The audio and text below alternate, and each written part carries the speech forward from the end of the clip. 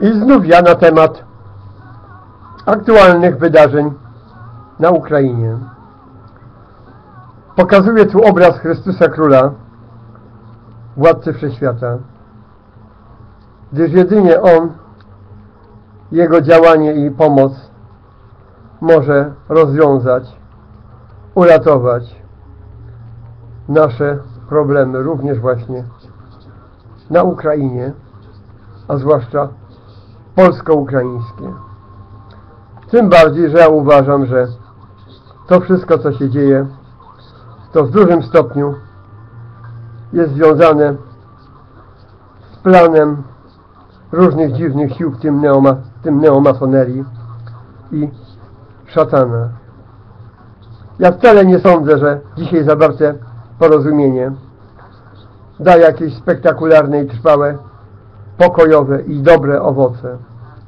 Raczej to jest pewne zwycięstwo, chwilowe przynajmniej, sił zachodnich, moim zdaniem neomasońskich i wysokokapitalistycznych, ale nietrwałe, bo ten naród wkrótce przekona się, do czego to prowadzi.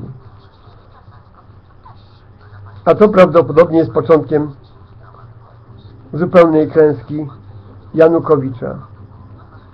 Gdyby oczywiście pogoniono i rozliczono oligarchów, to by mi nie przeszkadzało. Ale tu chodzi raczej o to, żeby bogactwa i wpływy na Ukrainie przejęli obcy, a nie tyle sami Ukraińcy, a tym bardziej Rosjanie. A dla Polski cała sytuacja jest bardzo niebezpieczna, choć w przyszłości może to dać odrodzenie dawnej Rzeczpospolitej i polskich wpływów na Ukrainie, ale nie bez poważnych wydarzeń, a nawet rozlewu krwi.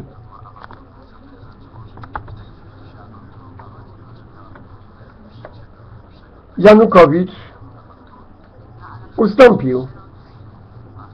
Według mnie to frajer. Co prawda opuścili go różni zwolennicy i na pewno ich tam przekupywano i argumentowano różnymi metodami i straszono jego zwolenników, zwłaszcza tych oligarchów. I ja sądzę, że teraz powoli, a może nawet dość szybko, Majdan i Unia Europejska go wykończy. A Ukraina prawdopodobnie prędzej czy później i tak się rozpadnie.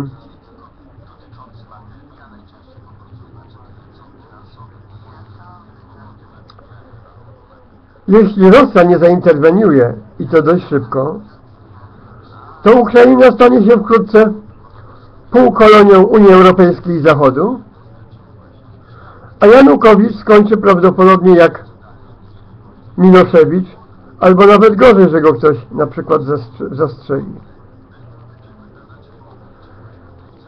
Tym, co się wydaje, że to niemądre dzisiejsze zawarte porozumienie zakończy kryzys, to są naiwniacy. Po pierwsze szatan czuwa, masoneria też, a tam ogień konfliktów i walki jest bardzo rozwinięty, rozogniony i to się łatwo nie da ugasić. Trzeba by wielkiej modlitwy i mądrości i nie tego, by wielkie siły i mocarstwa tam rozgrywały swoje partie. Zachód wszędzie bezczelnie ingeruje w sprawy innych krajów i narodów, rozszerza bezczelnie swoje wpływy pod pozorem walki o prawa człowieka, wolny rynek i demokrację. Już widzimy, jaką demokrację wprowadził w Syrii, Libii, Iraku i tak dalej. To jest nie tyle błąd w sztuce, co zaplanowana przez niektórych rozruba i szatański bandytyzm. Zachód się bezczelnie wszędzie ingeruje, a owoce po tym, jak widać na tych podanych przeze mnie przypadkach, są z reguły zatrute. Tak samo jak i naszą solidarność przekręcono na pseudosolidarność wysokokapitalistyczną i oszukano miliony ludzi, wprowadzając, miał być demokratyczny, humanistyczny socjalizm, samorządna Rzeczpospolita. A co jest? Wysokokapitalistyczny burdel. Unia i Zachód niewiele Ukrainie, zwłaszcza finansowo, pomoże i postawi mordercze wręcz warunki. Podporządkuje ich gospodarczo, będzie się starał również i politycznie. I ci obecni entuzjaści wielcy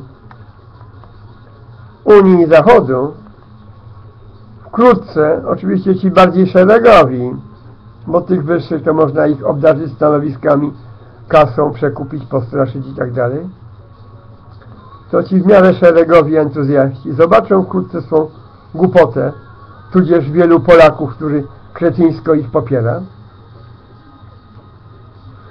Ale agenci wpływu Zachodu i obcego kapitału będą działać i pilnować swych i zachodnich interesów i uśmierzać bunty, rozwijać swoje wpływy, będą chcieli nawet obalić Putina, co zresztą próbują tak samo jak i Łukaszenkę, ale to nie będzie takie proste.